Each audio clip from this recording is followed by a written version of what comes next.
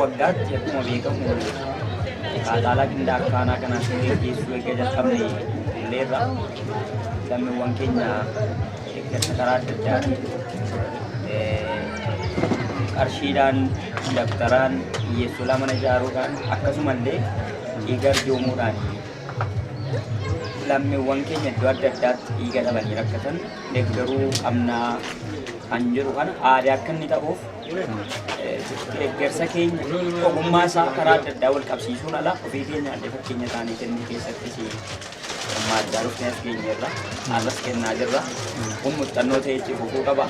Lammiitu lammiif jiraata waan ta'eef lammiin hundumtuu lammii isaatiif waan gumaachuu qaba kan jiru dhaamsa qonna barsiisa. Tolee yaada nu kennan.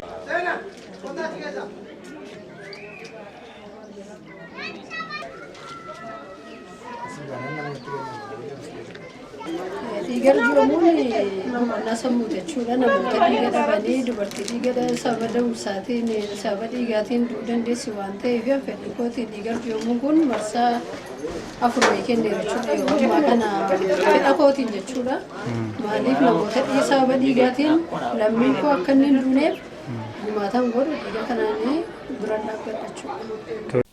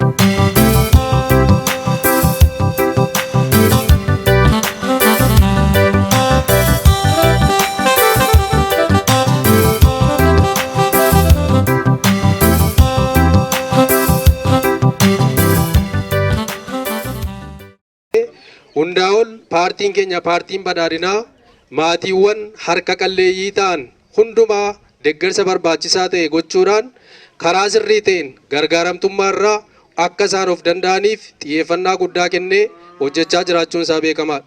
Haa ta'u malee nutis akka aanaa keenyaatti hawaasa aanaa keenyaa hirmaachisuudhaan maatiiwwan sadarkaa baadiyyaa hanga magaalaatti jiran akka aanaa keenyaatti kennaa adda addaa qopheessinee har'a asitti si waamnee jirra.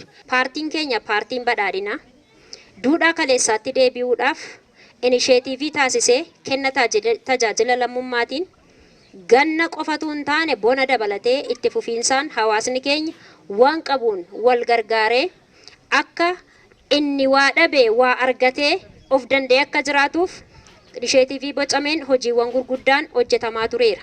Uruma kanaan guyyaa har'aasii akka aanaa kanaatti sagantaan kun gaafa qophaa'u obboloota keenya, haadholii keenya, abbootii keenya warra rakkatan sababa adda addaatiin jireenyi kan isaan dhiphise fira qaqqabuun kan dhabani har'a deeggaruudhaa qabna waan dandeenyuun bira dhaabbannee isaan deeggaruu utubuu qabna kan jedhuun sagantaan kun kan qophaa'edha jechuudha. Asirratti kan hubatamuu qabu namni kan of harkaa dhabu jaallatee miti sababa adda addaatiin jechuudha. Kanaaf waan bu'uuraa yoo argate yoo deeggarame yoo bira dhaabbatame namni jijjiiramuu danda'a.